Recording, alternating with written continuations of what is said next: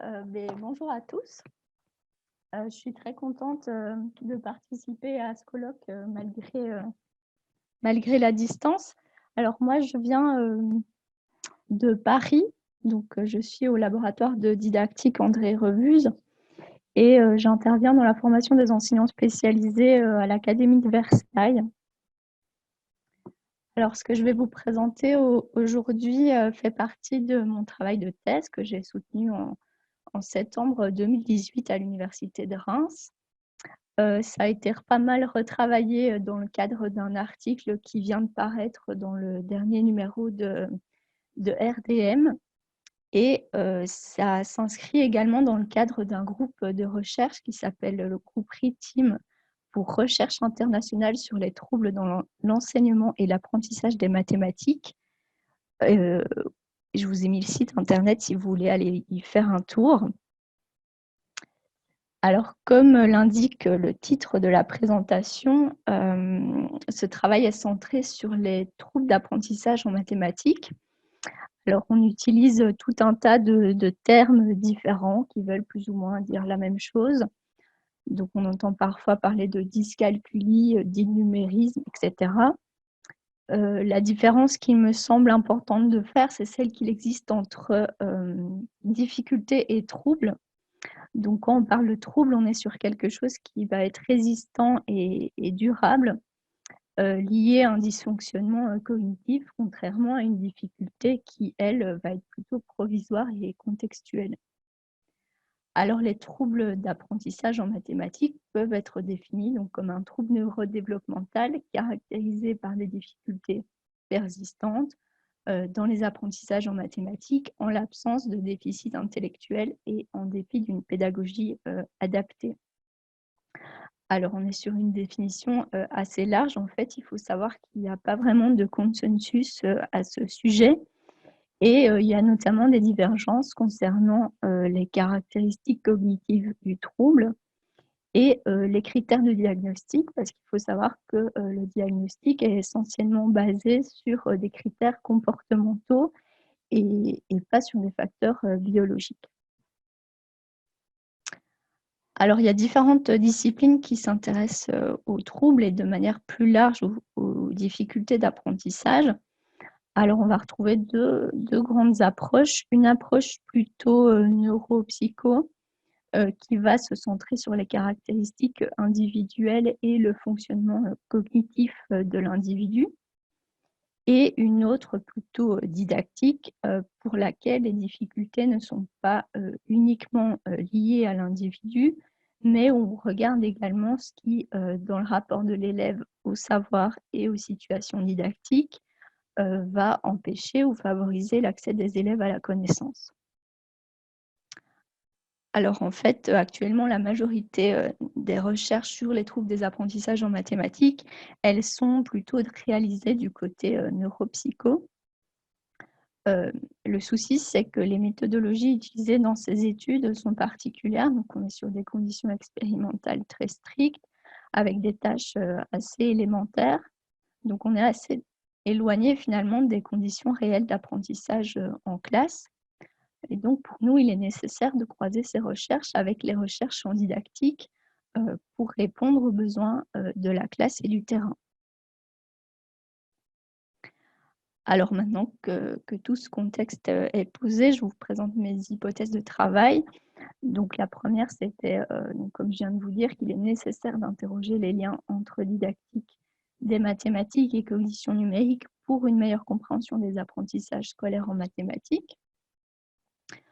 Deuxième chose, c'est que certaines difficultés qui pourraient être considérées comme les manifestations d'une dyscalculie, on fait l'hypothèse qu'elles pourraient être surmontées par un enseignement mieux adapté.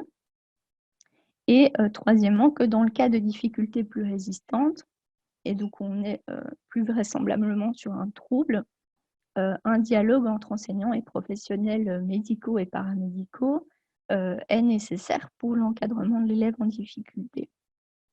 Alors, il ne s'agit pas de remettre en cause l'existence de la dyscalculie, mais plutôt de renforcer la place et le rôle de l'enseignant dans le cadre dans l'encadrement des difficultés en mathématiques, toutes les difficultés n'étant pas forcément liées à une dyscalculie.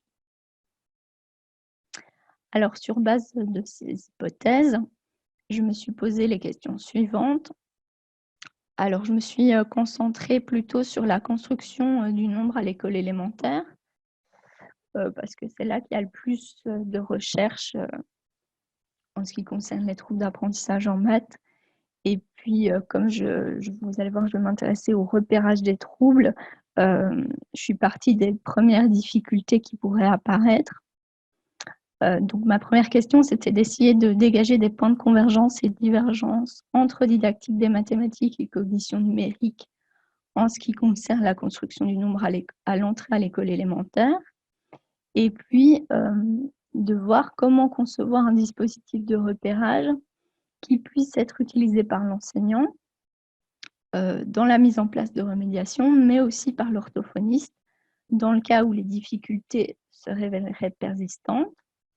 Et donc, deux sous-questions. Déjà, quelles tâches sont utilisées dans les tests existants, qui sont issus de la didactique ou de la cognition, pour évaluer les compétences numériques de base, et puis comment choisir et combiner ces tâches pour construire notre dispositif. Alors, au niveau des cadres théoriques, l'idée, c'était donc d'essayer de voir comment se construit le nombre, le concept de nombre, d'un point de vue didactique et d'un point de vue cognitif pour essayer d'identifier donc les points de convergence et de divergence. Alors, du côté de la didactique, j'ai principalement utilisé la théorie des champs conceptuels de Vergniaud. Et donc, le concept de nombre peut être défini par différentes composantes. Donc, tout d'abord, les problèmes qui vont lui donner sens. Donc, on va avoir tout ce qui est lié à l'aspect cardinal et à l'aspect ordinal. Les propriétés et les procédures qui vont permettre de travailler avec les nombres, procédures de quantification ou procédures de calcul, et puis les différentes représentations des nombres, donc nombres écrits en chiffres arabes ou mots-nombres. Alors pour chaque composante, on peut identifier une série de tâches associées qui sont étudiées dans la littérature didactique et pour lesquelles on a identifié une série de variables qui peuvent avoir une influence sur la difficulté de la tâche et les stratégies de résolution possibles. Je vous ai mis ici la situation voiture-garage, qui est une situation fondamentale au sens de Brousseau, du nombre comme mémoire d'une quantité. Donc, situation qui a été beaucoup étudiée en didactique et pour laquelle toute une série de variables ont été également étudiées. Alors, du côté de la cognition numérique, je me suis pas mal appuyée sur le modèle du triple code de Dehaene. Donc, ce modèle postule l'existence de 3 systèmes de représentation des nombres. Donc, on va avoir les nombres représentés par des ensembles de mots, les nombres représentés par des chiffres arabes, et puis le code analogique via lequel les nombres sont représentés de façon non symbolique. Et donc, contrairement aux représentations verbales et arabes qui s'acquièrent lors de la scolarité, la représentation analogique des quantités serait présente dès la naissance. On parle de sens du nombre. Et c'est elle notamment qui permettrait l'estimation ou la comparaison de quantités. Alors pareil qu'en didactique, on peut identifier une série de tâches associées aux différents types de représentations, donc qui sont étudiées dans la littérature en cognition et pour lesquelles toute une série de paramètres peuvent avoir une influence sur la difficulté et les stratégies de résolution. Je vous ai mis ici un exemple d'une tâche typique pour évaluer le système numérique approximatif. Donc, on projette cette image pendant quelques secondes et puis on doit dire s'il y a plus de points bleus ou plus de points jaunes. Et donc, cette tâche permet de mettre en jeu le système analogique. Et toute une série de paramètres ont été analysés. Par exemple, l'écart entre les quantités. Si j'ai beaucoup plus de bleu que de jaune, ça va être très facile à comparer. Par contre, si j'ai presque autant de bleu que de jaune, là, ça va être plus compliqué. Alors, si on compare les deux champs disciplinaires, on peut constater que certaines procédures ou représentations identifiées en didactique des mathématiques constituent également un objet d'étude en cognition numérique. C'est le cas, par exemple, du dénombrement ou du calcul, pour lequel des modèles sont conçus à la fois en didactique et en cognition. Par contre, d'un champ disciplinaire à l'autre, on ne va pas forcément regarder la même chose. Donc, ce n'est pas les mêmes paramètres qui vont intervenir. Donc, par exemple, pour le calcul, en cognition numérique, on fait beaucoup varier la variable temporelle, donc le temps de projection du calcul, et on étudie l'impact que ça peut avoir sur les stratégies de résolution. On retrouve également des éléments spécifiques à chaque champ disciplinaire en particulier.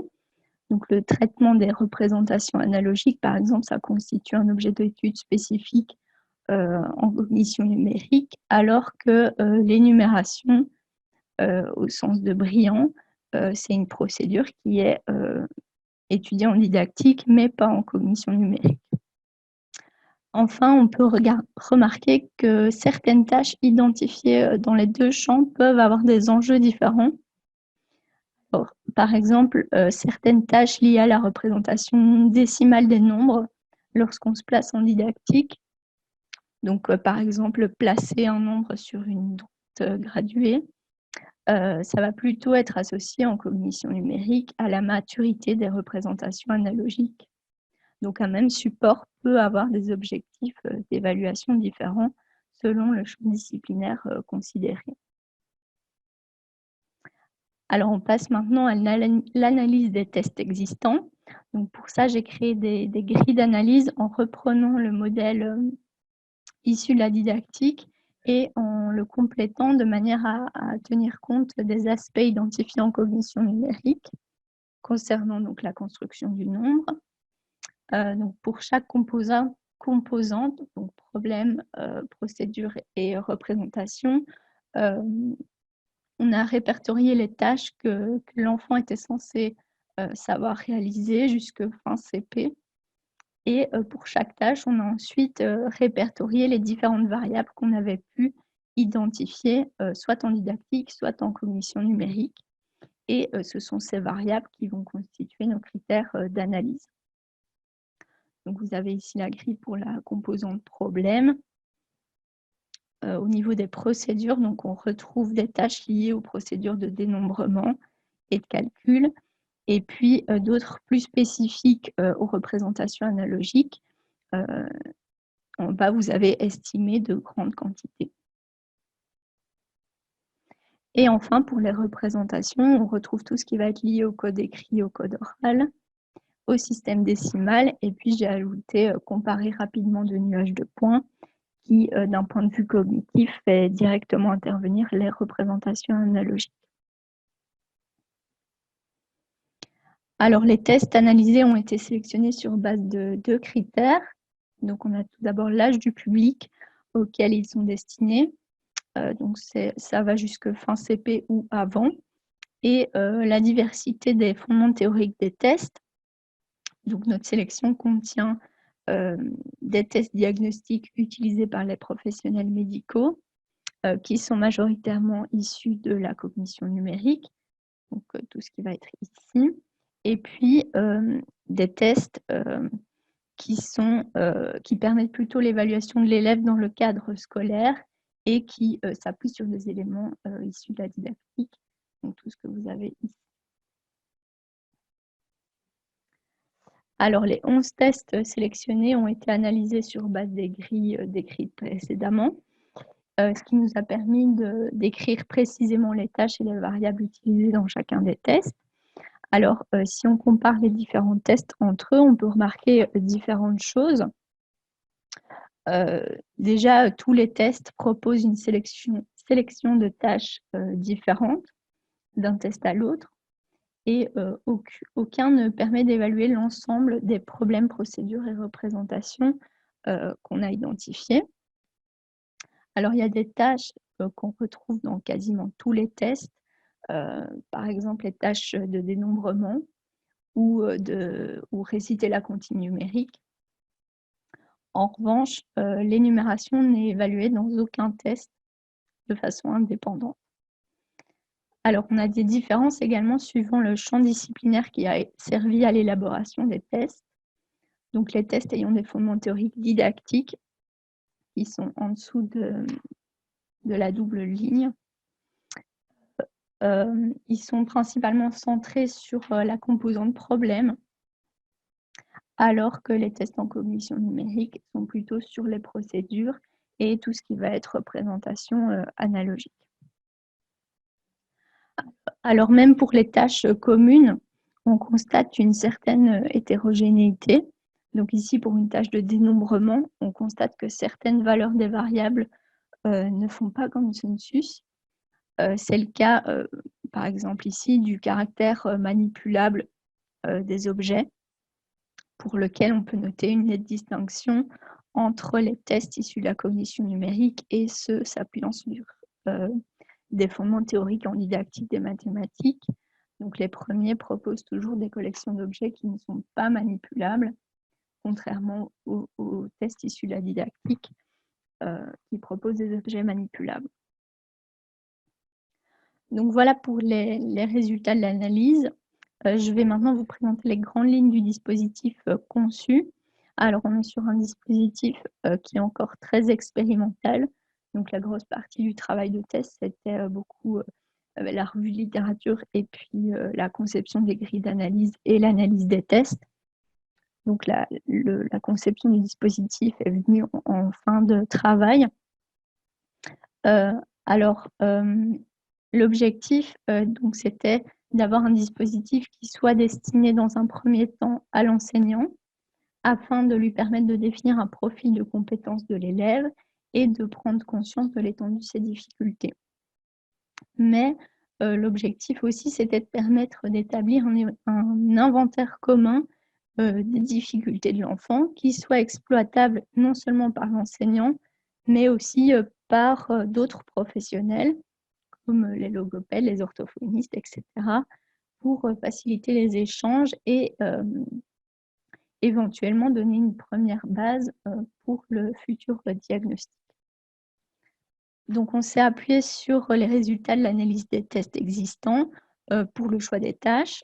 On a repris toutes les tâches répertoriées en choisissant les variables les plus communément utilisées, de manière en fait à ce que chaque professionnel puisse retrouver des éléments familiers qu'il est capable d'interpréter.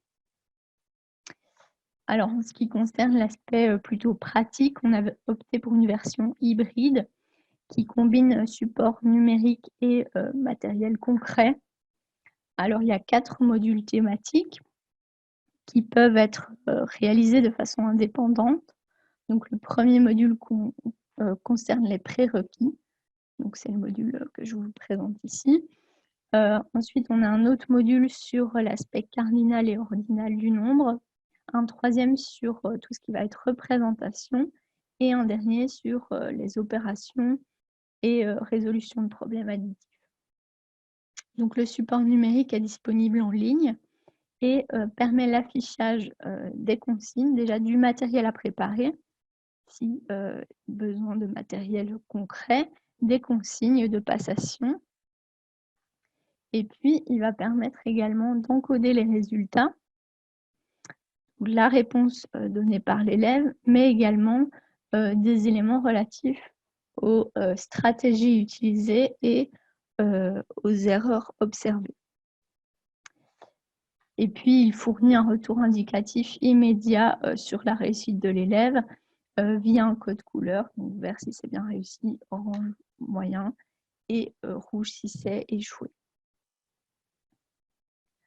Alors, je vais terminer par quelques perspectives pour la suite. Donc, tout d'abord, il nous paraît important de développer de telles recherches interdisciplinaires afin de construire un domaine de recherche à l'articulation entre didactique et cognition numérique. Donc, comme je vous le disais, nous avons expérimenté le dispositif sur une très petite population, ce qui n'a pas permis de dégager de résultats très nets ni de le valider quantitativement. Donc le dispositif est bien entendu amené à évoluer et à être mis à l'épreuve sur un échantillon plus large. En complément, des ressources doivent être développées pour expliquer le fonctionnement aux enseignants et leur donner des indications quant à l'interprétation des résultats. Alors, une des évolutions possibles, ce serait de tenter d'articuler les résultats de l'élève avec une proposition d'intervention de manière à orienter l'enseignant vers des pistes d'action concrètes.